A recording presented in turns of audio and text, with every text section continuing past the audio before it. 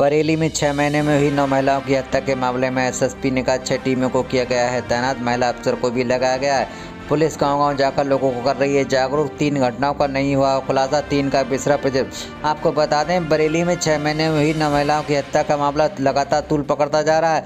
Media में खबर आने के बाद गुरुवार को एसएसपी घोले सुशील चंद्रवान ने प्रेस कॉन्फ्रेंस कर सभी घटनाओं के बारे में विस्तार से जानकारी दी। आपको बता दें उन्होंने बताया कि अभी तक जो 9 हत्याएं हुई हैं उनमें से 3 हत्याओं का खुलासा हो चुका है। 3 महिलाओं का बिसरा प्रोजेक्ट किया गया है। इसमें गला दबाकर हत्या की पुष्टि नहीं हुई है। बाकी 3 घटनाओं में जांच चल रही है। 6 टीमों को लगाया गया है। ग्राम समिति बनाई गई है। जागरूकता अभियान चलाया जा रहा है। ड्रोन कैमरे से भी निगरानी की जा रही है। महिला अफसरों को भी लगाया गया है।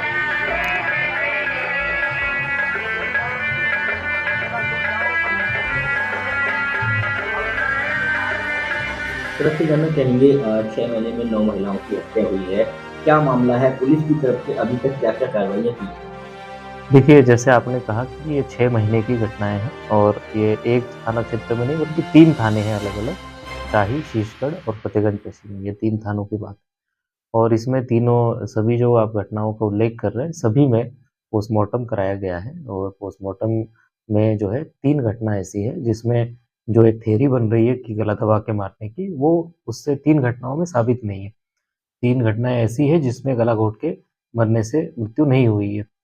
2 घटना ऐसी है जिसमें डॉक्टरों ने मृत्यु का कारण स्पष्ट नहीं किया है और कुछ चीज़ें सुरक्षित की है जाँच करने के लिए और एक घटना में हैंगिंग के कारण मृत्यु आई है। बाकी बची हुई घटनाएँ हैं उनमें गला दबा के मृत्यु के संबंध में साक्ष्य है।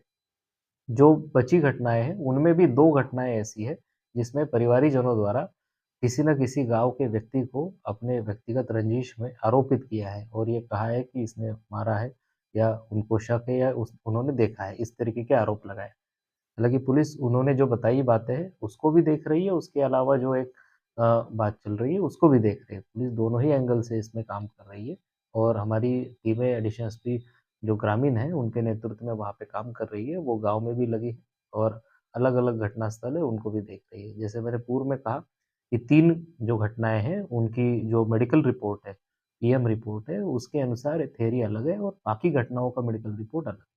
उन घटनाओं को सब देख कर के प्रॉपर टीमें लगा कर के कार्रवाई की जा रही है और क्षेत्र में भी लोगों से भी बात की जा रही है कि पैनिक न करें और उसमें कहीं पे अगर कोई संदिग्ध दिखता है तो पुलिस को सहयोग करें, अपनी बात बताएँ और पुलिस की टीमें भी गाँव में घूम रही है। दोनों तरीके से टीमें हमने लगाई है, सादे में भी लगाई है और कुछ वर्दी में भी पुलिस वाले लगे हैं। आजू-बाजू के सीसीटीवी कैमरे और सब चीज़ों को भी देखा जा रहा है।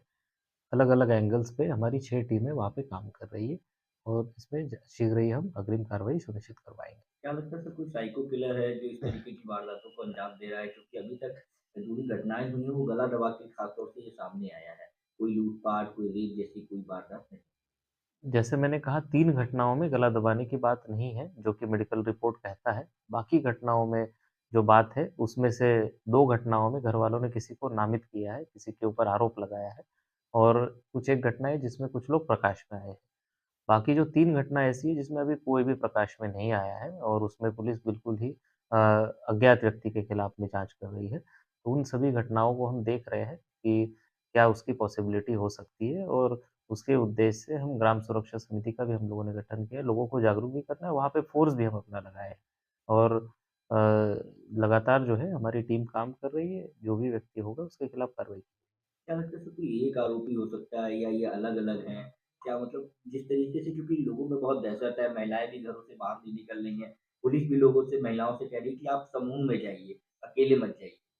देखिए, हम अभी एग्ज़ैक्टली ये कहा नहीं जा सकता कि एक व्यक्ति है कि अलग व्यक्ति है, पर हमने जैसे कहा कि हम दोनों एंगल पे काम कर रहे हैं। हर घटना को अलग-अलग एंगल से भी देख रहे हैं कि कहीं ऐसा नहीं कि उसमें किसी के साथ रंजिश हो, कोई विवाद हो, उसके कारण हुई हो। और दूसरा जो आपने बात कही, उस एंगल को भी पुलिस भी वेरीफ़ाई कर रही है। पुलिस उस एंगल को वेरीफ़ाई कर रही है, इसी का कारण है कि हमने गाँव वालों के साथ में मीटिंग भी की है। महिलाओं को भी जागरूकता के लिए उनसे भी संवाद किया है। हमारी महिला टीम भी गाँव में भेजी गई थी, उन्होंने भी बातचीत की है। पर अभी ये कह पाना कि ये अलग-अलग है कि एक साथ है, वो बड़ा मुश्किल होगा। पहले हमें दोनों ही एंगल पे काम करना पड़ेगा और दोनों ही दिशा में पुलिस काम कर रही है। जो हमारी घटना बची है जिसमें वर्कआउट नहीं हुआ है और जैसे मैंने पूर्व में कहा था 3 घटनाएँ इससे अलग है।